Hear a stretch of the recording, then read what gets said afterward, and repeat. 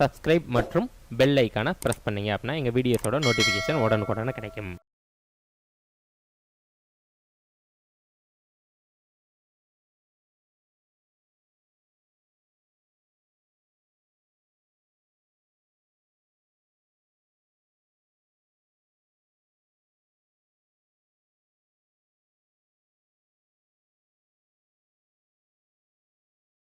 அனைவருக்கும் ஆன்லைன் மீடியாவின் அன்பு வணக்கங்கள். இந்த வீடியோல டிஎன்பிஎஸ்சி குரூப் 2 குரூப் 2A அதாவது சிசிஎஸ்சி 2 இந்த எக்ஸாமோட கம்ப்ளீட் டீடைல் நம்ம பார்க்க போறோம். அதற்கு என்னென்ன குவாலிஃபிகேஷன், அதுக்கப்புறம் அதுல என்னென்ன போஸ்டிங்ஸ் எல்லாம் கொடுக்குறாங்க, அந்த போஸ்டிங் சூஸ் பண்ணா நமக்கு என்ன பெனிஃபிட் அப்படின்ற மாதிரி பார்க்க போறோம். அதுக்கப்புறம் அந்த எக்ஸாம் பேட்டர்ன் என்ன அப்படின்றத பார்க்க போறோம். எப்படி செலெக்ஷன் பண்றாங்க, என்ன ரேஷியோல செலக்ட் பண்றாங்க அப்படின்ற டீடைல் எல்லாமே பார்க்க போறோம். இந்த வீடியோல நம்ம சில விஷயங்களை நம்ம பிராக்டிக்கலா பார்க்க போறோம். சரிங்களா? ஸோ நமக்கு இந்த போஸ்ட் எடுத்தா நம்மளோட லைஃப் எப்படி இருக்கும் அப்படின்ற மாதிரி நம்ம பார்க்க போறோம். இந்த போஸ்ட் எடுத்தா நமக்கு சம்பளம் அதிகமா வரும், இந்த போஸ்ட் எடுத்தா நமக்கு பவர் அதிகமா இருக்கும், இதுதான் நம்மளோட எக்ஸ்பெக்டேஷனா இருக்கும். சரிங்களா? ஸோ அப்ப அதை பேஸ் பண்ணி நம்ம என்ன பண்றோம் அப்படின்னா, எது ஹையஸ்ட் சேலரி, எது லோயஸ்ட் சேலரி, எதுக்கு பவர் அதிகம், எதுக்கு ரொம்ப பவர் கம்மி அப்படின்ற மாதிரி நம்ம பார்க்க போறோம். ஸோ ஃபர்ஸ்ட் ஒரு எக்ஸாமுக்கு நமக்கு படிக்கல 2 குவாலிஃபிகேஷன் பார்ப்பாங்க. ஒன்னு ஏஜ், இன்னொன்னு என்னது எஜுகேஷன். ஸோ ஃபர்ஸ்ட் நம்ம பார்க்க போறது இந்த டிஎன்பிஎஸ்சி குரூப் 2 எக்ஸாமுக்கான அந்த 2 குவாலிஃபிகேஷன் எப்படி இருக்கு அப்படின்றதான் பார்க்க போறோம். ஸோ இதுல நிறைய என்ன இருக்கு அப்படின்னா, உள்ள நம்ம ஆழ்ந்து பார்க்க வேண்டிய விஷயங்கள் சிலது இருக்கு. சரிங்களா? இப்போ ப்ரொஃபஷனல் டிகிரி முடிச்சவங்கலாம் சில எக்ஸாமுக்கு அப்ளை பண்ண முடியாது. சில போஸ்ட்டுக்கு இந்த எக்ஸாம்ல அப்ளை பண்ண முடியாது. சரிங்களா? அதாவது நீங்க எக்ஸாம் எழுதலாம், ஆனா இந்த போஸ்ட்லாம் சூஸ் பண்ண முடியாது. யாரு ப்ரொஃபஷனல் டிகிரி முடிச்சவங்க யாருமே சூஸ் பண்ண முடியாது. அப்ப பிஇ, எம்பிபிஎஸ் இந்த மாதிரி படிச்சவங்க யாருமே அந்த போஸ்ட்டுக்கு என்ன கிடையாது, எலிஜிபிள் கிடையாது. ஸோ அப்ப அதுவும் நம்ம என்ன பண்ணணும், கட்டாயமா தெரிஞ்சிருக்கணும். சரிங்களா? ஸோ எதுக்கு படிக்கிறோம், இந்த போஸ்டிங் வாங்கிடுவோம்னு நினைச்சு படிச்சுக்கிட்டு இருப்பீங்க, அதுக்கு எலிஜிபிளே இல்லாம படிச்சு என்ன பிரயோஜனம்? சரிங்களா? ஸோ அப்ப அதை பத்தி நம்ம தெரிஞ்சுக்கணும். ஃபர்ஸ்ட் ஏஜ் லிமிட் அப்படின்னு பார்த்துட்டோம்னா, இந்த குரூப் 2 எக்ஸாம்ல மேக்சிமம் பார்த்தோம் அப்படின்னா நிறைய போஸ்ட்டுக்கு, சரிங்களா, சில போஸ்ட்டை தவிர என்ன போஸ்ட் அப்படின்னு பாத்தீங்கன்னா, இந்த சப் ரெஜிஸ்டார் கிரேட் 2ல வரக்கூடியது, அதுக்கப்புறம் PO probation officer in prison department, அதுக்கப்புறம் சோசியல் டிஃபென்ஸ் டிபார்ட்மெண்ட் அதுலயும் ப்ரொபேஷன் ஆஃபீஸர் அப்படின்னு சொல்லி ஒரு போஸ்ட் இருக்கு. சரிங்களா? இந்த 3 போஸ்ட் சப் ரெஜிஸ்டர், அதுக்கப்புறம் ப்ரொபேஷன் ஆஃபீஸர் 2 இடத்துல இருக்காங்களா, அந்த ப்ரொபேஷன் ஆஃபீஸர் இவங்களுக்கு மட்டும்தான் என்னது அப்படின்னா ஏஜ் லிமிட் மாறுது. சரிங்களா? மத்த எல்லாருக்குமே என்னது அப்படின்னா மினிமம் ஏஜ் லிமிட் என்னது அப்படின்னா 18 இயர்ஸ். சரிங்களா? 18 வயது தான் என்னது அப்படின்னா ஏஜ் லிமிட். சரிங்களா? ஸோ அப்ப மினிமம் ஏஜ் லிமிட் அப்படின்றது 18 வயதுகள் என்ற இந்த 3 போஸ்டிங்கை தவிர அப்படின்றத நம்ம தெரிஞ்சுக்கலாம். ஸோ அப்ப மினிமம் ஏஜ் லிமிட் அந்த 3 போஸ்டிங்க்கு என்ன அப்படின்னு பாத்தீங்கன்னா, சப் ரெஜிஸ்டருக்கு 20 ஆண்டுகள் மினிமம் ஏஜ் லிமிட், அதுக்கப்புறம் இந்த probation officer in prison department சொன்னோம்ல, அதுக்கு 22 ஆண்டுகள். அதே இது ப்ரொபேஷன் ஆஃபீஸர் இன் சோசியல் டிஃபென்ஸ் டிபார்ட்மெண்ட்டுக்கு மினிமம் ஏஜ் லிமிட்டே எவ்வளவு அப்படின்னா 26 வயது. சரிங்களா? ஸோ இது நம்ம இஓ எக்ஸாம், எக்ஸிக்யூட்டிவ் ஆஃபீஸர் இந்த ஹிந்து ரிலீஜியஸ் எக்ஸாம் எழுதியெல்லாம் பார்த்துருப்பாங்க, மினிமம் ஏஜ் லிமிட் 25 வச்சிருப்பாங்க. ஸோ அப்ப அந்த மாதிரி ஒரு போஸ்ட் தான் இந்த ப்ரொபேஷன் ஆஃபீஸர் இந்த சோசியல் டிஃபென்ஸ் டிபார்ட்மெண்ட். 26 வயதுகள் மினிமம் பூர்த்தி ஆகியிருக்கணும். சரிங்களா? அப்ப மேக்சிமம் ஏஜ் லிமிட் என்ன சார் அப்படின்னு கேட்டீங்கன்னா, மேக்சிமம் ஏஜ் லிமிட் பார்த்தோம் அப்படின்னா அந்த ஜெனரல் கேட்டகரியில வர்றவங்களுக்கு ஏஜ் லிமிட் இருக்கு. சரிங்களா? ஆனா அதை தவிர்த்து பார்த்தோம் அப்படின்னா மேக்சிமம் எல்லாருக்குமே என்ன கிடையாது அப்படின்னா ஏஜ் லிமிட் கிடையாது. No maximum age limit. அப்ப நம்ம 58 59 வயசு வரைக்கும் கூட என்ன பண்ணலாம் அப்படின்னா இந்த எக்ஸாமா நம்ம எழுதலாம். சரிங்களா? அப்போ 1 வருஷம் 1 மாசம் கூட நீங்க வேலை பார்த்துட்டு ரிட்டையர் ஆகலாம். அந்த அளவுக்கு என்ன இருக்கு அப்படின்னா இந்த மேக்சிமம் ஏஜ் லிமிட் அப்படின்றது இருக்கு அப்படின்னு சொல்லுவாங்க. இதுல ஒரே ஒரு எக்ஸப்ஷன் இருக்கு. என்னது அப்படின்னா, ஒரே ஒரு போஸ்டிங் மட்டும் மேக்சிமம் ஏஜ் லிமிட் செட் பண்ணியிருப்பாங்க. அது என்னது அப்படின்னா, டெபுட்டி கமர்ஷியல் டேக்ஸ் ஆஃபீஸருக்கு மேக்சிமம் ஏஜ் லிமிட் என்னது அப்படின்னா 35 வயசு. சரிங்களா? மற்ற போஸ்ட் எல்லாத்துக்குமே என்ன கிடையாது, மேக்சிமம் ஏஜ் லிமிட் கிடையாது. ஆனா இந்த டெபுட்டி கமர்ஷியல் டேக்ஸ் ஆஃபீஸர் ஆகணும்னு நினைச்சீங்கன்னா அதுக்கு மேக்சிமம் ஏஜ் லிமிட் என்னது அப்படின்னா 35 ஆண்டுகள் அப்படின்னு சொல்லி கொடுத்துருப்பாங்க. யாருக்கு அப்படின்னா இந்த கேட்டகரியில நம்ம வர்றோம்ல, இந்த கேட்டகரியில SC, SCA, ST, MBC, BC, BCM, அதாவது பிசி முஸ்லிம் எல்லாருக்குமே என்னது அப்படின்னா 35 ஆண்டுகள் அப்படின்னு சொல்லியிருக்காங்க. சப்போஸ் நீங்க பிஎல் இந்த மாதிரி ஏதோ ஒரு டிகிரி முடிச்சிருக்கீங்க அப்படின்னா பிளஸ் 2 இயர்ஸ் 37 வயதுகள் சரிங்களா. அதிகபட்சம் பாத்தீங்க அப்படின்னா 37 ஆண்டுகள். இதுதான் என்னது மேக்ஸிமம் ஏஜ் லிமிட். எதுக்கு? டெபுட்டி கமர்ஷியல் டாக்ஸ் ஆபீசர் சரிங்களா. இந்த குரூப் 2 இன்டர்வியூ போஸ்ட்ல ஒரு மிகப்பெரிய போஸ்ட் என்னது? இந்த டெபுட்டி கமர்ஷியல் டாக்ஸ் ஆபீசர் அப்படின்றது ஒரு மிகப்பெரிய போஸ்ட். அந்த போஸ்ட்டுக்கு என்ன இருக்கு அப்படின்னா ஏஜ் லிமிட் இருக்கு அப்படின்றத நம்ம தெரிஞ்சுக்கணும். ஸோ அப்ப ஏஜ் லிமிட் நம்ம பார்த்துட்டோம் சரிங்களா. ஸோ அப்ப மேக்சிமம் எல்லாருக்கும் பொதுவா பார்க்கல மேக்சிமம் ஏஜ் லிமிட் யாருக்கும் கிடையாது அப்படின்னு சொல்லிடலாம். சரி, அடுத்து எஜுகேஷனல் குவாலிஃபிகேஷன் அப்படின்னு பார்த்தோம்னா இந்த குரூப் 2ல எனி டிகிரி அப்படின்னு சொல்லிட்டு நிறைய போஸ்ட்டுக்கு வந்து என்ன கொடுத்துருக்காங்க அப்படின்னா ஏதாவது ஒரு பட்டப்படிப்பு படிச்சிருந்தா போதும் அப்படின்னு சொல்லியிருக்காங்க சரிங்களா. ஸோ அந்த போஸ்ட்லாம் என்ன அப்படின்றத நான் இங்க சொல்றேன் சரிங்களா. என்னென்ன போஸ்ட்டுக்கு இந்த எனி டிகிரி அப்படின்றத அவங்க அபிஷியலா சொன்னது சரிங்களா. எனி டிகிரி அப்படின்னா இந்த போஸ்ட்டுக்குலாம் எனி டிகிரி அப்படின்னு சொல்லிட்டாங்க சரிங்களா. ஸோ அதுல முக்கியமான போஸ்ட் எல்லாம் நம்ம இப்ப பார்ப்போம். சப் ரெஜிஸ்டர் சரிங்களா. சப் ரெஜிஸ்டர் அப்படின்றவருக்கு என்ன கிடையாது அப்படின்னா எஜுகேஷனல் குவாலிஃபிகேஷனை பொறுத்த வரைக்கும் பர்டிகுலரா இந்த டிகிரி முடிச்சிருக்கணும் அப்படின்றது கிடையாது. Any degree முடிச்சிருக்கலாம்.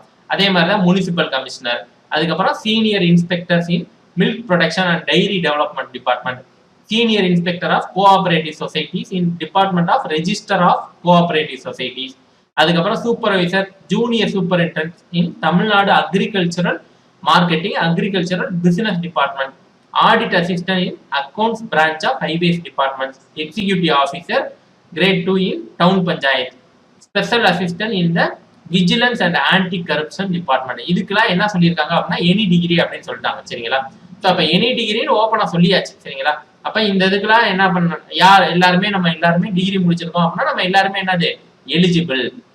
ஸோ இது போக டெக்னிக்கல் குவாலிஃபிகேஷன் சார் நான் டைப் முடிச்சிருக்கேன், குரூப் 4ல தான் டைப்பிங்க்கு வேகன்சி இருக்குன்னு சொல்றாங்களே, குரூப் 2ல டைப்பிங் வேகன்சி இல்லையா அப்படின்னு கேட்டீங்கன்னா டைப்பிங் முடிச்சவங்களுக்கு இதுலயும் என்ன இருக்கு அப்படின்னா சில பணிகளுக்கு என்ன பண்ணிருக்காங்க அப்படின்னா டைப்பிங் கம்பல்சரியா கேட்கறாங்க. Technical qualification, age qualification, educational qualification, technical qualification அப்படின்னு ஒண்ணு வைக்கிறாங்க.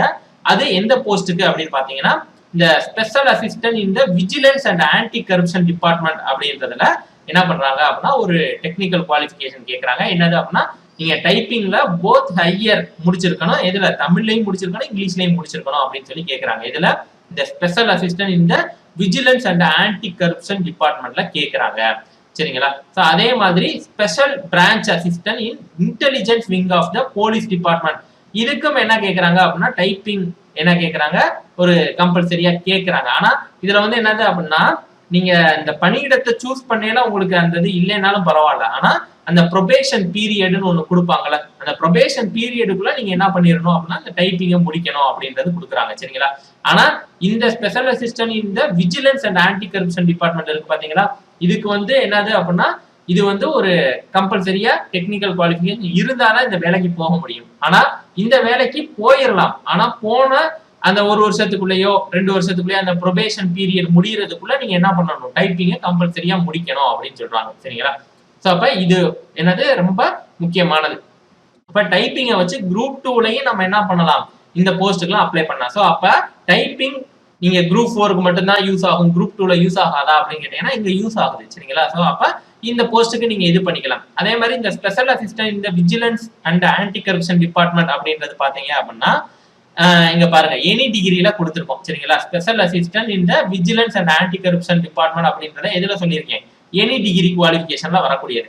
ஸோ அப்ப எந்த டிகிரி முடிச்சிருந்தா யாரு வேணாலும் படிக்கலாம். ஸோ அப்ப நீங்க ஏதாவது ஒரு டிகிரி முடிச்சிருக்கீங்கன்னா என்ன பண்ணி வச்சுக்கலாம், போத் தமிழ் அண்ட் இங்கிலீஷ்ல ஹையரை முடிச்சு வச்சீங்கன்னா ஸோ இதுல வந்து காம்படிஷன் கம்மியாயிரும் சரிங்களா. இந்த போஸ்ட் வந்து இப்போ கொஞ்சம் நிறைய போஸ்ட் ஒரு 10-20 போஸ்ட் வருது அப்படின்னா அதுக்கான காம்படிஷன் ரொம்ப கம்மியா தான் இருக்கும் சரிங்களா. ஸோ அப்ப அந்த தான் நம்ம யூஸ் பண்ணிக்கலாம் டைப்பிங் முடிச்சிருக்கவங்க. சரி, அடுத்து வந்து இப்ப ப்ரொஃபஷனல் டிகிரி முடிச்சவங்க எல்லாம் எலிஜிபிள் இல்லையே அப்படின்னு சொன்னேன்னா ஸோ அது யாரு அப்படின்றத நம்ம தெரிஞ்சுக்கணும் சரிங்களா. ஸோ அப்ப இந்த இன்ஜினியரிங் டாக்டர் இதெல்லாம் முடிச்சவங்க பார்த்தோம் அப்படின்னா இதுக்கெல்லாம் எலிஜிபிள் கிடையாது அப்படின்னு சொல்லிட்டு கவர்மெண்ட் ஆர்டர் வந்து என்ன பண்ணிட்டாங்க இஷ்யூ பண்ணிட்டாங்க சரிங்களா.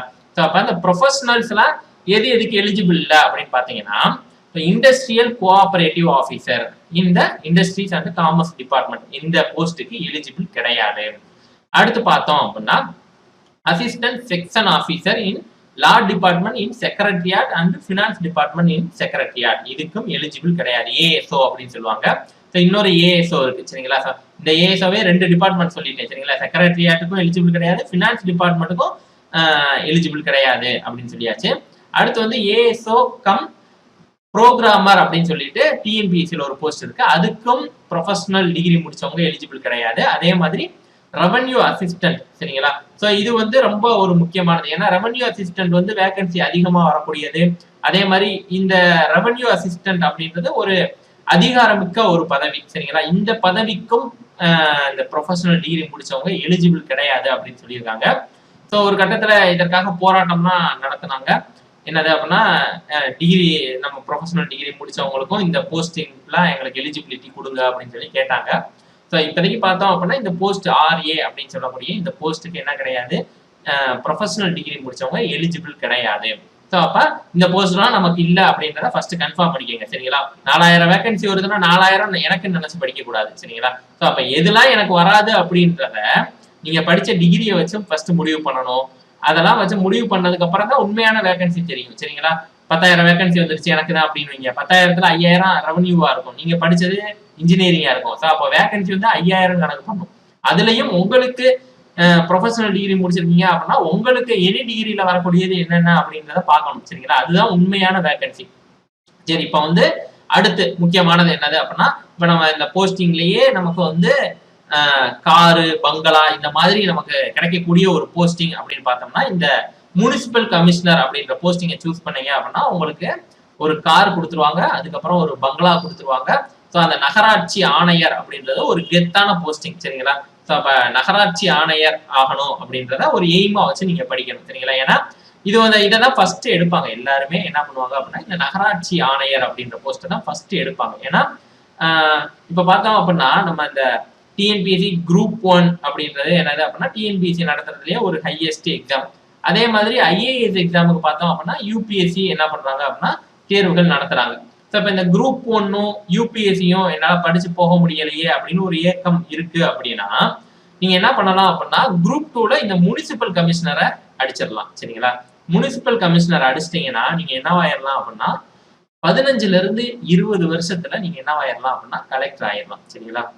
அப்ப நம்ம வந்து ஒரு யூபிஎஸ்சி என்னால படிக்க முடியல, ரொம்ப கஷ்டமா இருக்கு, அல்லது குரூப் 1 படிச்சு என்னால வேலைக்கு போக முடியல, ஒரு டிசி ஆக முடியல அப்படின்னு ஒரு ஏக்கம் இருக்கு அப்படின்னா நீங்க என்ன பண்ணலாம் அப்படின்னா சிம்பிள் குரூப் 2ல ஹையஸ்ட் போஸ்டிங் முனிசிபல் கமிஷனரை அடிச்சிருங்க. அடிச்சிட்டீங்க அப்படின்னா ஒரு 15ல இருந்து 20 வருஷத்துக்குள்ள நம்ம என்னவாயிரலாம் கலெக்டர் ஆயிடலாம் சரிங்களா. கன்ஃபர்ட் ஐஏஎஸ் அப்படின்னு சொல்லுவாங்க. ஸோ கன்ஃபர்ட் ஐஏஎஸ் ஆயிடலாம் சரிங்களா. ஸோ அப்போ முனிசிபல் கமிஷனர் அப்படின்றத ஒரு இலக்கா வச்சு நம்ம என்ன பண்ணணும் அப்படின்னா படிக்கணும் சரிங்களா. சரி, அடுத்து வந்து எல்லாருக்குமே ஒரு தாசில்தார் அப்படின்றவரை கண்டிப்பா தெரிஞ்சிருக்கும் சரிங்களா. ஏன்னா நம்ம அந்த ஜாதி சான்றிதழ் வாங்கலையும் சரி எல்லா இதுலயுமே என்ன இருக்கும் அப்படின்னா அந்த டெபுட்டி தாசில்தார் அவங்களோட கையெழுத்தோ தாசில்தாரோட கையெழுத்தோ எல்லாமே அதுல பார்த்துக்கிட்டே இருப்போம், நம்ம ஒவ்வொரு தடவையும் நம்ம பார்க்கக்கூடியது. அதுக்கப்புறம் ஃபர்ஸ்ட்ல இருந்து நம்ம கையெழுத்து வாங்க போனோம்னா ஃபர்ஸ்ட் விஏஓட்ட போவோம், ஆர்ஐட்ட போவோம், அதுக்கப்புறம் தாசில்தார்ட்ட போவோம் சரிங்களா. ஸோ இதுல பார்த்தோம் அப்படின்னா இந்த தாசில்தார் அப்படின்றதுக்கு பார்த்தோம் அப்படின்னா டைரக்ட் எக்ஸாம் எதுவுமே கிடையாது சரிங்களா. இந்த தாசில்தார் ஆகணும் அப்படின்னா நீங்க டைரக்டா நான் ஒரு எக்ஸாம் எழுதி தாசில்தார் ஆக்குறேன் அப்படின்னா அப்படி வாய்ப்பு என்ன பண்ணலாம் அப்படின்னா கொடுக்கல சரிங்களா. ஸோ அப்ப இதுல பார்த்தோம் அப்படின்னா ஃபர்ஸ்ட் வந்து நம்ம இந்த ரெவன்யூ அசிஸ்டன்ட் அப்படின்ற போஸ்ட்டை நம்ம சூஸ் பண்ணணும் சரிங்களா. ஸோ இதுதான் என்னது அப்படின்னா கொஞ்சம் சம்பளம் கம்மியான ஒரு போஸ்ட் தான் சரிங்களா, ஆனா அதிகாரம் அதிகமாக இருக்கக்கூடியது சரிங்களா. ஸோ அப்ப இந்த ரெவன்யூ அசிஸ்டன்ட்டை சூஸ் பண்றீங்க, அப்படியே சூஸ் பண்ணீங்க அப்படின்னா ஒரு 10 வருஷத்துல நம்ம என்னவாயிரலாம் அப்படின்னா இந்த வட்டாட்சியர் அப்படின்ற அந்தஸ்துக்கு வந்துடலாம் சரிங்களா. வட்டாட்சியர் அப்படின்ற அந்தஸ்துக்கு வந்துடலாம். வட்டாட்சியர், கோட்டாட்சியர், ஆட்சியர் சரிங்களா, அவ்வளவுதான். இதுதான் நமக்கு இருக்க கேப். ஸோ அப்ப நம்ம வட்டாட்சியர் ஆகலாம் அப்படின்னா ஒரு 10 வருஷத்துல ஆயிடலாம் சரிங்களா. அப்ப ரெவன்யூ அசிஸ்டன்ட் அப்படின்ற போஸ்ட்டை சூஸ் பண்ணணும், ஆனா சம்பளம் என்னது அப்படின்னா கம்மி. சரி, அப்ப எந்த போஸ்ட்டுக்கு இந்த குரூப் 2ல சம்பளம் அதிகம் அப்படின்னு பாத்தீங்க அப்படின்னா இண்டஸ்ட்ரியல் கோஆபரேட்டிவ் ஆபீசர் இந்த இண்டஸ்ட்ரீஸ் அண்ட் காமர்ஸ் டிபார்ட்மெண்ட் அவருக்கு தான் சம்பளம் கூட சரிங்களா. இது வந்து லெவல் 19 அப்படின்னு வரும் சரிங்களா. லெவல் நம்பர் கூட கூட சம்பளமும் கூடிக்கிட்டே போகும் சரிங்களா. லெவல் நம்பர் கூடுது அப்படின்னா இப்ப லெவல் 19 சரிங்களா. அப்ப குரூப் 2ல ஹையஸ்ட் லெவல் ஆஃப் பே என்னது அப்படின்னா லெவல் 19 தான் சரிங்களா. இந்த லெவல் 19ல யாருக்கு சேலரி கொடுக்குறாங்க அப்படின்னா இண்டஸ்ட்ரியல் கோஆபரேட்டிவ் ஆபீசர் இந்த இண்டஸ்ட்ரீஸ் அண்ட் காமர்ஸ் டிபார்ட்மெண்ட் அவருக்கு தான் என்ன பண்ணாங்க அப்படின்னா கொடுக்குறாங்க. ஸோ இதை நான் ஏற்கனவே சொல்லிட்டேன். இந்த போஸ்டிங்க்கு பார்த்தோம் அப்படின்னா ப்ரொஃபஷனல்ஸ் நாட் எலிஜிபிள் அப்படின்னு சொல்லிட்டாங்க சரிங்களா. ஸோ அப்ப இண்டஸ்ட்ரியல் கோஆபரேட்டிவ் ஆஃபீஸர் இந்த இண்டஸ்ட்ரீஸ் அண்ட் காமர்ஸ் டிபார்ட்மெண்ட் இந்த போஸ்டிங்க்கு யாரு எலிஜிபிள் கிடையாது அப்படின்னு சொல்லியாச்சு. ப்ரொஃபஷனல் டிகிரி முடிச்சவங்க எலிஜிபிள் கிடையாது சரிங்களா. அப்ப நீங்க பிஇ முடிச்சிருக்கீங்க, டாக்டர் முடிச்சிருக்கீங்கன்னா எலிஜிபிள் கிடையாது அப்படின்னு சொல்லிட்டாங்க. சரி, அடுத்து லோயஸ்ட் சேலரி எதுக்கு சார் கொடுக்குறாங்க அப்படின்னு பார்த்தோம்னா இந்த audit assistant in accounts branch of highways and rural works department இந்த இதுக்கு பார்த்தோம் அப்படின்னா லெவல் 8ல தான் என்ன வரும் அப்படின்னா சேலரி வரும் சரிங்களா. ஸோ அப்ப கிட்டத்தட்ட குரூப் 4 லெவல் தான் சரிங்களா. குரூப் 4ல நமக்கு சம்பளம் பார்த்தோம் அப்படின்னா குரூப் 4லயே 22,000 வரைக்கும் வந்துடும் சரிங்களா. ஸோ அப்ப இந்த குரூப் 4ல 22,000 வந்துருது, இங்கேயும் அதே ரேஞ்சில தான் வருது சரிங்களா. ஸோ அப்ப 22, 25,000 அவ்வளவுதான் சம்பளம் சரிங்களா. இந்த audit assistant in accounts branch of highways and rural works department. அப்ப இந்த போஸ்டிங் எடுத்தீங்க அப்படின்னா சம்பளம் ரொம்ப கம்மி, ஆனா வேலையும் கம்மியா இருக்கும் அப்படின்ற மாதிரி சொல்லுவாங்க சரிங்களா. ஸோ அப்ப அந்த லோயஸ்ட் சேலரி அப்படின்றது எதுக்கு வருது அப்படின்னா ஆடிட் அசிஸ்டன்ட்.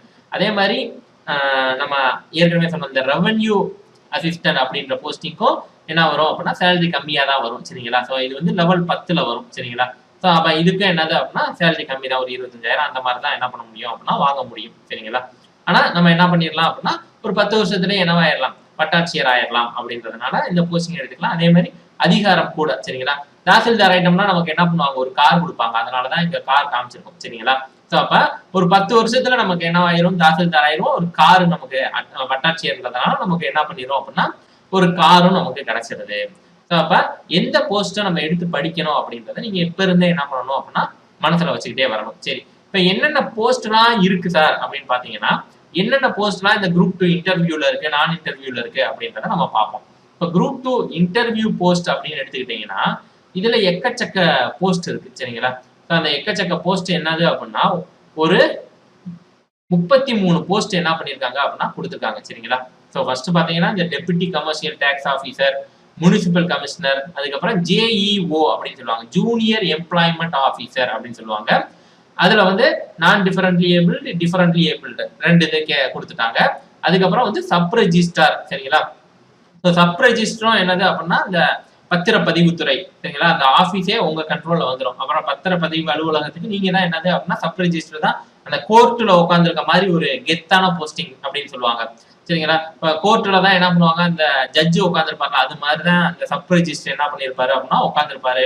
ஸோ உங்க ஆபீஸ்ல வந்துட்டு பத்திரம் பதிய வர்றாங்க அப்படின்னா எல்லாமே நீங்க தான் பொறுப்பு சரிங்களா. அந்த ஆபீஸே உங்க கண்ட்ரோல்ல இருக்கையில ரொம்ப ஒரு கெத்தான ஒரு போஸ்டிங்கா தான் இருக்கும் சரிங்களா.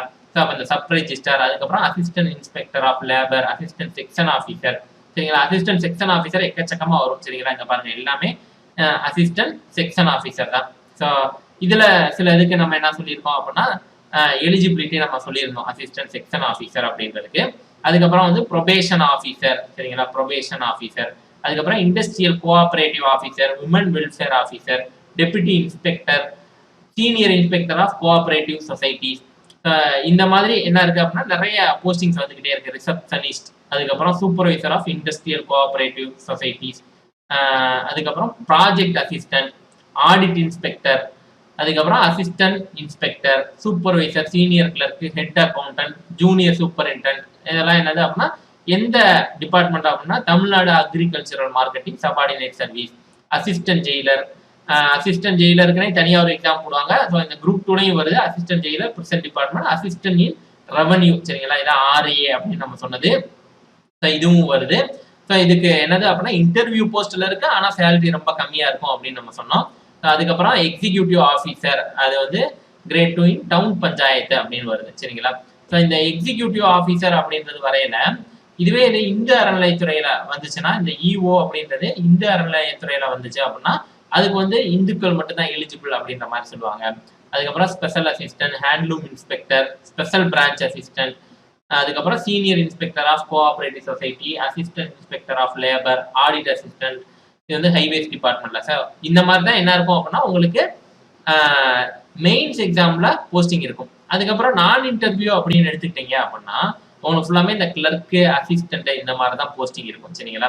ஸோ பர்சனல் கிளர்க்கு, அதுக்கப்புறம் accountant, junior cooperative auditor, assistant, எல்லா போஸ்டிங்குமே என்னது அப்படின்னா அசிஸ்டன்ட். இங்க பாருங்க அசிஸ்டன்ட் அப்படின்னே வந்துடும். எல்லாமே அசிஸ்டன்ட் இன் வேரியஸ் டிபார்ட்மெண்ட், நிறைய டிபார்ட்மெண்ட் இருக்கு.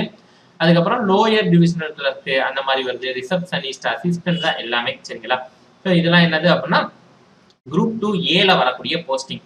ஸோ அப்ப இந்த மாதிரி உங்களுக்கு என்ன போஸ்டிங் இருக்கு அப்படின்றத பார்த்தாச்சு.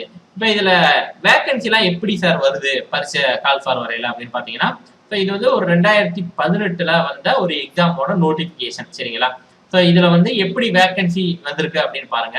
ஸோ இதுல பாருங்க அதிகமா எதுக்கு வந்திருக்கு அப்படின்றத பார்ப்போம். ஸோ அதிகமா வந்திருக்கிறது எதுக்கு அப்படின்னு பார்த்தோம் அப்படின்னா, இந்த இதை பொறுத்த வரைக்கும் சீனியர் இன்ஸ்பெக்டர் ஆஃப் கோஆபரேட்டிவ் சொசைட்டிஸ்ல தான் என்ன வந்திருக்கு அப்படின்னா அதிகமான வேகன்சி வந்திருக்கு சரிங்களா. 596+3. அதுக்கப்புறம் சூப்பர்வைசர், ஜூனியர் சூப்பரிண்டென்ட் இந்த இதுக்கு பாத்தீங்க அப்படின்னா ஒரு 118 வந்திருக்கு. ஸோ இதுல RAவே கம்மியா தான் வந்திருக்கு சரிங்களா. ஸோ மொத்தமே 1199 அப்படின்றதுல உங்களுக்கு பாத்தீங்கன்னா நிறைய வேகன்சி இங்க வந்திருக்கு சரிங்களா. ஸோ அப்ப இந்த இதை பொறுத்த வரைக்கும் சில சமயங்கள்ல எந்த வேகன்சி அதிகமா இருக்கும் அப்படின்றத நம்ம கணிக்க முடியாது. ஸோ ஆனா பேசிக்கா பார்த்தோம் அப்படின்னா இந்த முனிசிபல் கமிஷனர் அப்படின்றதெல்லாம் பார்த்தோம் அப்படின்னா வேகன்சி இருந்தா அனௌன்ஸ் பண்ணுவாங்க. சப் ரெஜிஸ்டர் அப்படின்றத நம்ம சொல்றோம். சப் ரெஜிஸ்டர் அப்படின்றது நார்மலா வரும் சரிங்களா. ஸோ ஒரு 30க்கு மேல வரும், 30 கிட்ட வரும், அதுக்கு மேல வர்றதும் வாய்ப்பு இருக்கு சரிங்களா. ஒரு 50 வரலாம். எவ்வளவு வருதோ அவ்வளவு வேகன்சி நமக்கு இருக்கு. ஏன்னா இப்ப நமக்கு ஒரு 2 வருஷத்துக்கு சேர்த்து வர்ற மாதிரி இருக்கும். ஸோ அதனால நமக்கு நல்ல வேகன்சி வரும் சரிங்களா. ஸோ அதுக்கப்புறம் நம்ம சொன்ன இண்டஸ்ட்ரியல் கோஆபரேட்டிவ் ஆஃபீஸர் இந்த இண்டஸ்ட்ரீஸ் அண்ட் காமர்ஸ் டிபார்ட்மெண்ட் சரிங்களா. இதுக்கே வேகன்சி என்னது அப்படின்னா 30 வேகன்சி கொடுத்துருக்காங்க பாருங்க சரிங்களா. இதோட லெவல் பே எவ்வளவு சொன்னோம் 19 சரிங்களா. ஸ்கேல் ஆஃப் பே வந்து லெவல் 19 வரும். இதுதான் ஹையஸ்ட் பே அப்படின்றத நம்ம சொல்லியிருந்தோம் சரிங்களா. ஸோ இதுல இந்த ஸ்கேல் ஆஃப் பே வச்சு பாத்தீங்க அப்படின்னா எவ்வளவு லெவல் 18 வந்துருது. லெவல் 16 தான் யார் வர்றாரு அப்படின்னா முனிசிபல் கமிஷனர் வர்றாரு சரிங்களா. ஆனா பவர் வந்து அதிகமா இருக்கு, கார் வந்துருது அப்படின்றத சொல்றோம். ஆனா சேலரி வந்து லெவல் 16 தான் வரும் சரிங்களா. ஸோ அதை நம்ம பாத்துக்கணும். லெவல் 18, 19 இருக்கு சரிங்களா. ஸோ லெவல் 18, 19 இவ்வளவு போஸ்டிங் இருக்கு. ஸோ அப்ப இதையும் நம்ம என்ன பண்ணிக்கிறோம் அப்படின்னா பாத்துக்கிறோம். அந்த ஸ்பெஷல் அசிஸ்டன்ட், இந்த vigilance department, anti corruption department இதுக்கு வந்து டைப்பிங் கேட்பாங்க அப்படின்னு நம்ம சொல்லியிருந்தோம். அதுல ஒரு 2 வேகன்சி போட்டுட்டாங்க. ஸோ அப்ப எந்த மாதிரி வேகன்சி டிஸ்ட்ரிபியூட் ஆகுது அப்படின்றதையும் நம்ம என்ன பண்ணிக்கணும் அப்படின்னா தெரிஞ்சுக்கணும். ஸோ அதே மாதிரிதான் இந்த இது வந்து குரூப் 2A சரிங்களா. ஸோ குரூப் 2A 2017 வந்தது. ஸோ இது நம்ம ஏற்கனவே சொன்னதான் எல்லாமே இந்த பர்சனல் கிளர்க்கு அசிஸ்டன்ட் தான். ஸோ அப்போ அந்த அசிஸ்டன்ட் தான் உங்களுக்கு வேகன்சி வரும். ஸோ இதை பொறுத்த வரைக்கும் நம்ம எந்த செக்ரட்டரியாட்டுக்கு போகணுமா இல்ல நம்ம வேற ஏதாவது ஒரு மினிஸ்ட்ரியல் சர்வீஸ்க்கு போகணுமா அப்படின்றத நம்ம என்ன பண்ணிக்கணும் அப்படின்னா ஃபர்ஸ்டே டிசைட் பண்ணி வச்சுக்கணும். அதுக்கேற்ற மாதிரி நம்ம சூஸ் பண்றதுக்கு ரெடியா இருக்கணும் சரிங்களா. ஸோ அப்ப இந்த மாதிரி தான் நம்ம என்ன பண்றோம் அப்படின்னா இந்த போஸ்ட் ஃபுல்லாமே பார்த்து வச்சுக்கிறோம். நமக்கு எதுக்கு படிக்கணும் அப்படின்றத ஒரு ஆர்வம் வந்து இருக்கணும் சரிங்களா. இப்ப பார்த்த வரைக்கும் நம்ம ஒரு முனிசிபல் கமிஷனரோ இல்ல சப் ரெஜிஸ்டர் அப்படின்றது ஒரு நல்ல போஸ்டிங்கா இருக்கு. ஸோ அப்ப அந்த ஆஃபீஸ்க்கே நம்ம தான் கண்ட்ரோல், ஒரு ஜட்ஜு மாதிரி ஒரு எக்ஸ்பீரியன்ஸ் பண்ணலாம் நம்மள. ஸோ அப்ப அந்த மாதிரி நம்ம என்ன பண்ணணும் அப்படின்னா ஒரு போஸ்டிங்கை முடிவு பண்ணி வச்சுக்கிறோம். சரி இப்ப எல்லாமே முடிவு பண்ணியாச்சு, எல்லா போஸ்டிங்லாம் என்னென்ன இருக்குன்னு பார்த்தாச்சு. ஸோ அப்ப பரீட்சைக்கு நம்ம படிக்கணும். இப்போ பரீட்சைக்கு படிக்கணும் அப்படின்னா பரீட்சை நமக்கு தெரியும் என்னது, ப்ரிலிம்ஸ் இருக்கு, மெயின்ஸ் இருக்கு, ஓரல் டெஸ்ட் இருக்கு சரிங்களா. ஸோ அப்ப எதுக்கு ஓரல் டெஸ்ட் வரும் அப்படின்னா குரூப் 2 அந்த இன்டர்வியூ போஸ்டிங் ஃபுல்லா ஓரல் டெஸ்ட் வரும். இல்லைன்னா நம்ம ப்ரிலிம்ஸ் மெயின்ஸ் அப்படின்ற மாதிரி பார்த்தோம். அப்ப ப்ரிலிம்ஸ் அப்படின்னா என்ன, ப்ரிலிம்ஸ் எல்லாருக்குமே தெரியும் சரிங்களா. இதுல வந்து general studies, aptitude and mental ability வரும் சரிங்களா. இந்த ஜெனரல் ஸ்டடீஸ்ல பார்த்தோம் அப்படின்னா மொத்தம் நமக்கு 200 கேள்விகள் இருக்கும் சரிங்களா. டோட்டல் நம்பர் ஆஃப் கொஸ்டின்ஸ் வந்து 200. அதுல 175 என்னது அப்படின்னா general studies. Aptitude and mental எபிலிட்டியில ஒரு 25 கேள்விகள் வரும். ஒரு கேள்விக்கு எவ்வளவு மார்க், 1.5 மார்க் சரிங்களா. So 1.5 mark. அப்ப 200 × 1.5 மொத்த மார்க் எவ்வளவு அப்படின்னா 300 மார்க். நமக்கு இதுக்கு டைம் எவ்வளவு கொடுப்பாங்க, 3 மணி நேரம் கொடுப்பாங்க சரிங்களா. ஸோ இதுல இந்த 25 கேள்விகள் அப்படின்றது மட்டும்தான் ஃபிக்ஸ் பண்ணி இருக்கும். ஸோ இந்த ப்ரிலிம்ஸ் எக்ஸாம் பேட்டர்ன் நம்ம பார்ப்போம். ஒவ்வொரு அந்த மொத்தம் வந்து நமக்கு 10 யூனிட்டா பிரிச்சு கொடுத்துருப்பாங்க அந்த சிலபஸ்ல. அந்த 10 யூனிட்லயும் எவ்வளவு கேள்விகள் கேட்கிறாங்க அப்படின்றத நம்ம அடுத்து பார்ப்போம். இதுல வந்து ஆப்டிடியூட் அண்ட் மென்டல் எபிலிட்டி மட்டும் 25 சொல்லிட்டாங்களா. இந்த ஜெனரல் ஸ்டடீஸ்ல மீதி யூனிட் 9 மீதி 9 யூனிட்டுக்கு 175 கொஸ்டின். அது எப்படி டிஸ்ட்ரிபியூட் ஆகுது அப்படின்றத நம்ம பார்ப்போம். அது பிக்சடு கிடையாது. ஆனா நம்மளால என்ன பண்ண முடியும் அப்படின்னா கணிச்சு இவ்வளவுதான் வரும் அப்படின்றத நம்மளால சொல்ல முடியும். சரி அடுத்து வந்து மெயின்ஸ் அப்படின்ற எக்ஸாமுக்கு என்ன பண்ணுவாங்க அப்படின்னா ப்ரிலிம்ஸ் எழுதிட்டு செலக்ட் ஆகிறவங்க மெயின்ஸுக்கு வர்றாங்க. இந்த செலெக்ஷன் ப்ரொசீஜரை நம்ம அடுத்து பார்ப்போம். இப்போ மெயின்ஸ் எக்ஸாம் பேட்டர்ன் எப்படி இருக்கு அப்படின்னு பார்த்துருவோம். இதுல வந்து 2 பேப்பர் இருக்கும். பேப்பர் 1 அதுக்கப்புறம் பேப்பர் 2 அப்படின்னு இருக்கும். இந்த பேப்பர் 1 என்ன சொல்லிட்டாங்க அப்படின்னா SSLC ஸ்டாண்டர்ட் சரிங்களா. அப்ப 10ஆம் வகுப்பு தரம் தான் சரிங்களா. இதுல வந்து என்ன சொல்றாங்க அப்படின்னா Tamil to English translation, English to Tamil translation. ஒவ்வொன்றிலையும் எத்தனை கொஸ்டின் கொடுப்பாங்கன்னா 2 கொஸ்டின் கொடுப்பாங்க. தமிழ் டு இங்கிலீஷ் டிரான்ஸ்லேஷன்ல 2 கொஸ்டின் கொடுப்பாங்க. ஒரு கொஸ்டினுக்கு 25 மார்க், 2 கொஸ்டினுக்கு 50 மார்க். அதே மாதிரி இங்கிலீஷ் டு தமிழ் டிரான்ஸ்லேஷன்ல 2 கொஸ்டின் கேட்பாங்க. ஒரு கொஸ்டினுக்கு 25 மார்க், 2 கொஸ்டினுக்கு 50 மார்க். இதுல என்ன சொல்றாங்க அப்படின்னா நீங்க மொத்தத்துக்கு 25 மார்க் எடுத்தா போதும் சரிங்களா. மொத்தம் 100 மார்க். இதுல வந்து 25 மார்க் எடுத்தா போதும். நீங்க அடுத்த நீங்க 25 மார்க் எடுத்தாதான் அடுத்த பேப்பரை நாங்க எவாலுவேட் பண்ணுவோம். ஸோ அப்ப இதுவும் என்னது அப்படின்னா ஒரு ஸ்கிரீனிங் டெஸ்ட் மாதிரி தான் ஆயிருது சரிங்களா. இதுவும் ஒரு ஸ்கிரீனிங் டெஸ்ட் தான். ப்ரிலிம்ஸ் மாதிரி இதுவும் ஒரு ஸ்கிரீனிங் டெஸ்ட்னு வச்சுக்கோங்க. அப்ப இதெல்லாம் நம்ம 100க்கு 100 எடுக்கணும் அப்படின்னா தேவையில்லை சரிங்களா. 100க்கு 100 எடுத்து ஒன்றும் பண்ண போறதில்ல. ஜஸ்ட் இந்த பாஸ் பண்ணி நம்ம போகணும் அவ்வளவுதான் சரிங்களா. அப்ப இந்த 100 மார்க் அப்படின்றது என்னது நமக்கு தேவையில்லை. நமக்கு ஒரு 25 மார்க் எடுத்தா போதும் சரிங்களா. நார்மலா படிக்கிற எல்லாருமே 25 மார்க் எடுத்துடலாம். அடுத்து பேப்பர் 2. இந்த பேப்பர் 2 தான் நம்மளோட வாழ்க்கையை நிர்ணயிக்க போகுது. இது வந்து டிகிரி ஸ்டாண்டர்ட்ல வரும் சரிங்களா. மொத்தம் 3 மணி நேரம். இதுல பார்த்தோம் அப்படின்னா ப்ரிசைஸ் ரைட்டிங் அதுல வந்து 3 கொஸ்டின் கேட்கறாங்க. ஒரு கொஸ்டினுக்கு 20 மார்க், மொத்தம் 60 மார்க். அடுத்து காம்ப்ரிஹென்ஷன்ல 3 கொஸ்டின் கேட்கறாங்க. ஒரு கொஸ்டினுக்கு 20 மார்க், மொத்தம் 60 மார்க். அதே மாதிரி ஹிண்ட்ஸ் டெவலப்மெண்ட், எஸ்ஏ ரைட்டிங், அதுக்கப்புறம் லெட்டர் ரைட்டிங் எல்லாத்துலயுமே 3 கொஸ்டின். ஒரு கொஸ்டினுக்கு 20 மார்க் கொடுத்துறாங்க, 60. ஸோ அப்போ மொத்தம் 5 பார்ட் இருக்கு, 60 மார்க். 5 × 60 எவ்வளவு? 300 மார்க். ஸோ அப்போ டோட்டல் மார்க் எவ்வளவு அப்படின்னா 300 மார்க். ஸோ இந்த பார்ட் பார்த்தோம் அப்படின்னா முழுக்க நீங்க தமிழ்ல எழுதணும், இல்லைன்னா இங்கிலீஷ்ல எழுதணும் அப்படின்னு சொல்லி அவங்களே மென்ஷன் பண்ணிட்டாங்க சரிங்களா. This part has to be answered fully in Tamil or in English alone அப்படின்னு சொல்லிட்டாங்க.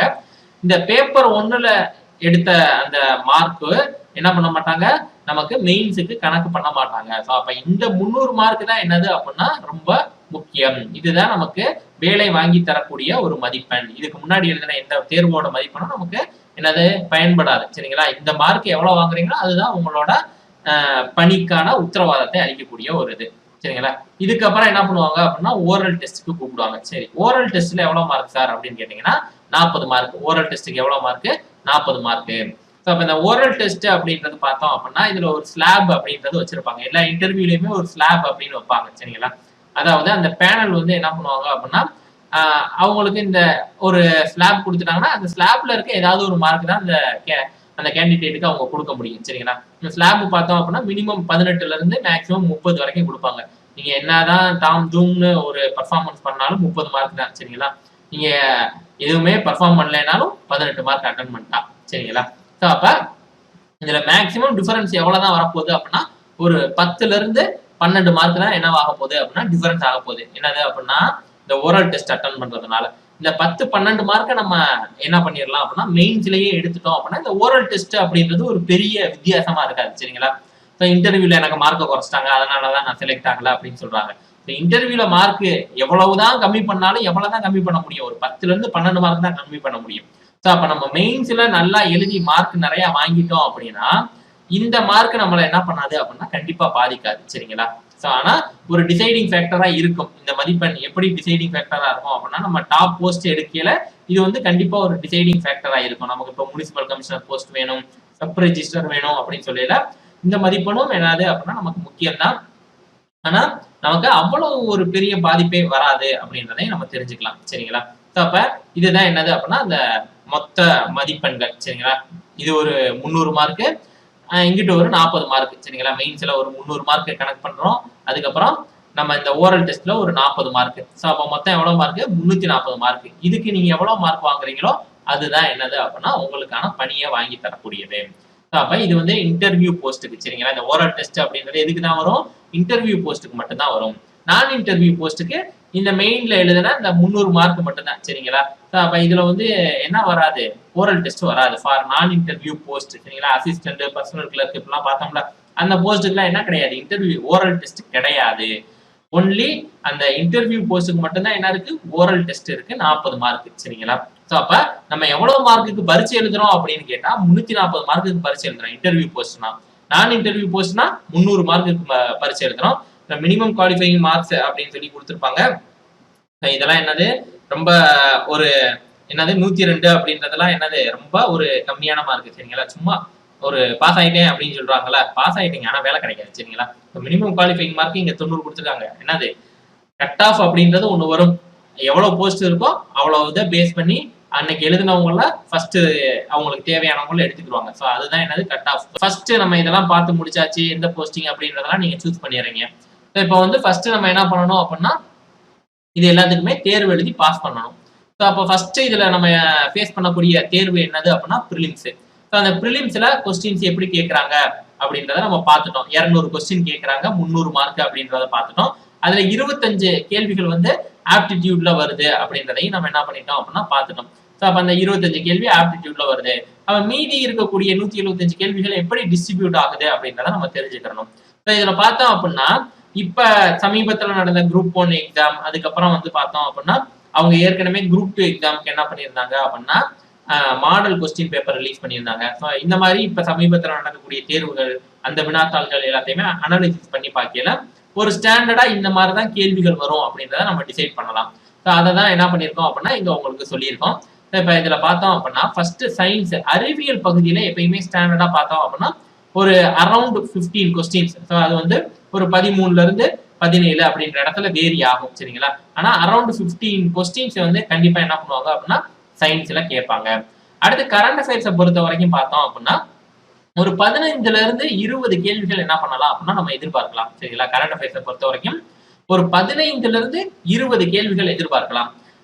ஜியாகிரபியை பொறுத்த வரைக்கும் பார்த்தோம் அப்படின்னா 10ல இருந்து 15 கேள்விகள் இது வேரி ஆகும் சரிங்களா. சார் இந்த எக்ஸாம்ல 10 தான் கேட்டாங்க அப்படின்னு சொல்லுவீங்க, இன்னொரு எக்ஸாம்ல 15 கேட்பாங்க, இன்னொரு எக்ஸாம்ல 12 கேட்பாங்க, 13 கேட்பாங்க. ஸோ இது வந்து என்னவாகும் அப்படின்னா வேரி ஆகும். மினிமம் 10 மேக்ஸிமம் 15 அப்படின்ற மாதிரி வச்சுக்கோங்க. ஸோ ஹிஸ்டரியும் அதே மாதிரி தான், மினிமம் 15ல இருந்து மேக்ஸிமம் 20 வரைக்கும் கேட்கலாம். ஏன்னா இங்கிட்ட ஐஎன்எம் அப்படின்றது ஒண்ணு வந்துடும், இதுவும் ஹிஸ்டரியோட ரிலேட்டட் ஆனதுதான். ஸோ அப்ப ஐஎன்எம் அப்படின்னா இந்திய தேசிய இயக்கம், இந்தியன் நேஷனல் மூமெண்ட். ஸோ இந்த இதுல பார்த்தோம் அப்படின்னா 10ல இருந்து 15 கேள்விகள் வருது. இதே வரலாறு பார்த்தோம் அப்படின்னா இந்த யூனிட் 8லயுமே என்ன வருது அப்படின்னா தமிழக வரலாறா வருது சரிங்களா. ஸோ அப்ப அந்த வரலாறு அப்படின்ற பகுதி சார்ந்து இருக்கக்கூடியது இந்த ஹிஸ்டரி, இந்த ஐஎன்எம், இந்த யூனிட் 8 எல்லாத்துலயுமே என்ன இருக்கு ஹிஸ்டரி தான் இருக்கு. ஸோ இந்த யூனிட் 8 பொறுத்த வரைக்கும் இருக்கிறதுலயே அதிகபட்ச கேள்விகள் எதுல வருது அப்படின்னா இந்த யூனிட் 8ல தான் வருது. 40ல இருந்து 50 கேள்விகள் வருது. இந்த தமிழை ரிமூவ் பண்ணிட்டு அதுக்கு பதிலாக ஆட் பண்ணது இந்த யூனிட் 8 யூனிட் 9 அப்படின்ற பகுதி தமிழகம் சார்ந்து இருக்கக்கூடிய வரலாறு, தமிழக அந்த நிர்வாகம், இந்த மாதிரியான விஷயங்கள் எல்லாத்தையுமே இதுல கேட்கறாங்க. ஸோ அப்ப இந்த யூனிட் 8 யூனிட் 9 பார்த்தோம் அப்படின்னா ரொம்ப அதிக கேள்விகள் வரும் பகுதியாக கருதப்படுது. இதுல யூனிட் 8 அதை விட இந்த 2 பகுதிகளில் யூனிட் 8ல தான் அதிக கேள்விகள் வருது. 40ல இருந்து 50 கேள்விகள் சாலிடா கேட்டுக்கிட்டு இருக்காங்க சரிங்களா. இதுலதான் இந்த திருக்குறள் எல்லாமே இருக்கு. யூனிட் 9 பொறுத்த வரைக்கும் பார்த்தோம் அப்படின்னா ஒரு 15ல இருந்து 20 கேள்விகள் என்ன பண்ணலாம் அப்படின்னா நம்ம எதிர்பார்க்கலாம். பாலிட்டி இது வந்து ஒரு ஸ்டாண்டர்டானது சரிங்களா. பாலிட்டி எப்பயுமே என்ன பண்ணிடுவாங்க அப்படின்னா ஒரு 20ல இருந்து 25 கேள்விகள் கேட்பாங்க. எக்கனாமிக்ஸ் பார்த்தோம் அப்படின்னா கொஞ்சம் என்னது அப்படின்னா கம்மியா தான் கேள்விகள் வரும், 10ல இருந்து 15 கேள்விகள் வரும். அதுக்கப்புறமா பார்த்தோம் அப்படின்னா நம்ம எல்லாமே பார்த்தாச்சு, கணக்குக்கு 25 அப்படின்றது ஸ்டாண்டர்ட். ஸோ அப்போ பார்த்தோம் அப்படின்னா நம்ம எதற்கு இம்பார்ட்டன்ஸ் கொடுத்து படிக்கணும் அப்படின்றத பாருங்களேன். ஸோ இப்போ பார்த்தீங்க அப்படின்னா இந்த ஹிஸ்டரி சரிங்களா, இந்த ஹிஸ்டரி, இந்த ஐஎன்எம், யூனிட் 8 யூனிட் 9 இந்த பகுதிகள் மட்டுமே படிச்சீங்க அப்படின்னாலும் நீங்க கூட்டி பார்த்தீங்கன்னா இது ஒரு 40, அப்ப இது ஒரு 60 சரிங்களா, 60, 80, 85 சரிங்களா. அதுக்கப்புறம் இந்த மேக்ஸை கூட்டினோம் அப்படின்னா இந்த வரலாறு சார்ந்தும் இந்த தமிழ்நாடு நிர்வாகம் சார்ந்தும் நம்ம படிச்சோம்னாலே கிட்டத்தட்ட 110ல இருந்து 120 கேள்விகள் என்ன பண்ணிரும் அப்படின்னா அதுலயே வந்துடும் சரிங்களா. 110ல இருந்து 120 கேள்விகள் வரைக்கும் என்ன பண்ணலாம் அப்படின்னா எதிர்பார்க்கலாம். அது கூட கரண்ட் அஃபேர்ஸ் சேர்த்தீங்க அப்படின்னா எவ்வளவு ஆயிருச்சு, ஒரு 135 கொஸ்டின்ஸ் வரைக்கும் எதுலயே வந்துடும் அப்படின்னா இந்த கரண்ட் அஃபேர்ஸ், வரலாறு, அதுக்கப்புறம் இந்த நிர்வாகம் கணக்கு படிச்சோம்னாலே வந்துடும் சரிங்களா. ஸோ அது போக தான் மீதி இருக்கிறது எல்லாமே. ஸோ அதுக்கப்புறம் நம்ம படிக்கிறதுனா இம்பார்ட்டன்ஸ் கொடுத்து எதாவது படிக்கலாம், இந்த பாலிட்டியை படிக்கலாம் சரிங்களா. பாலிட்டியை படிச்சோம்னா நமக்கு என்ன ஆயிருச்சு ஒரு 150 கொஸ்டின் சரிங்களா, 150 கொஸ்டின் அதுலயே வந்துருச்சு. அதுக்கப்புறமா நமக்கு வேணும்னா என்ன படிச்சுக்கலாம் அப்படின்னா இந்த சயின்ஸும் எக்கனாமிக்ஸும் என்ன பண்ணிக்கலாம் அப்படின்னா படிச்சுக்கலாம். இந்த சயின்ஸ் எக்கனாமிக்ஸ்ல மேக்சிமம் ரெண்டும் சேர்த்து எவ்வளவு கொஸ்டின் தான் வரப்போகுது, மேக்சிமம் என்ன வரும் ஒரு 30 கொஸ்டின் வரும். நான் சொல்றது மேக்சிமம் 30 கொஸ்டின் வரும். இந்த மேக்சிமம் 30 கொஸ்டின்ல பார்த்தோம் அப்படின்னா ஒரு ஜெனரல் நாலேஜ் நமக்கு இருக்கு அப்படின்னா நம்மளால ஒரு 10 கொஸ்டின் அடிச்சிட முடியும். சரிங்களா? நமக்கு ஒரு ஜெனரல் நாலேஜ் நம்ம படிக்காம போனாலும் பதிலளிக்க முடியும் அப்படின்ற கேள்வி ஒரு 10 கேள்வி வந்திருக்கும். அந்த 10 கேள்வி நம்ம அடிச்சிடலாம். அதுக்கப்புறமா பார்த்தோம் அப்படின்னா ஒரு அசம்ஷன்ல நம்ம போறதுல ஒரு 2-3 கொஸ்டின் ரைட் ஆனா கூட போதும். சரிங்களா? சோ அப்ப இந்த பகுதியை பொறுத்த வரைக்கும் நமக்கு இந்த மதிப்பெண்கள் என்னது அப்படின்னா ஒரு ஆடட் மார்க்ஸ் மாதிரி தான். மீதி இருக்கிற பகுதிகளுக்கு அதிக முக்கியத்துவம் கொடுத்து படிச்சோம்னா நமக்கு என்னது அப்படின்னா நிறைய பெனிஃபிட் இருக்கு. சரிங்களா? அதே தான் சொல்றேன். இங்க ஜியாகிரபி வேற இருக்கு. சரிங்களா? இந்த ஜியாகிரபியும் நான் சொல்லல. அப்ப இந்த 3 பகுதிகள் வந்து என்னது அப்படின்னா கொஞ்சம் நம்ம வந்து முக்கியத்துவம் கம்மியா கொடுத்தே படிச்சுக்கலாம். சரிங்களா? அந்த பகுதிகளை தவிர்த்து மீதி இருக்கக்கூடிய அந்த வரலாறு, அதுக்கப்புறம் பார்த்தோம் அப்படின்னா இந்த பாலிட்டி, ஆப்டிடியூடு, கரண்ட் அஃபேர்ஸ், இத தமிழ்நாடு நிர்வாகம், இதை மட்டும் நம்ம கான்சென்ட்ரேட் பண்ணி படிச்சோம் அப்படின்னா நம்ம கண்டிப்பா என்ன பண்ணலாம் அப்படின்னா ஒரு 150 ஈஸியா என்ன பண்ணிடலாம் அப்படின்னா ஸ்கோர் பண்ணிடலாம். சரிங்களா? இந்த 150 கொஸ்டின்ஸை நம்ம அடிச்சிட்டோம் அப்படின்னா கண்டிப்பா நமக்கு என்ன பண்ணிடும் அப்படின்னா வேலை கிடைச்சிடும். சரிங்களா? ஸோ அப்போ 150 அப்படின்றது என்னது அப்படின்னா சாலிடா நம்ம இந்த எக்ஸாம ப்ரிலிம்ஸை கிளியர் பண்றதுக்கு நமக்கு சான்ஸ் வேணும் அப்படின்னு நினைச்சீங்கன்னா ஒரு 150 போதுமான மதிப்பெண்ணா தான் இருக்க போகுது. சரிங்களா?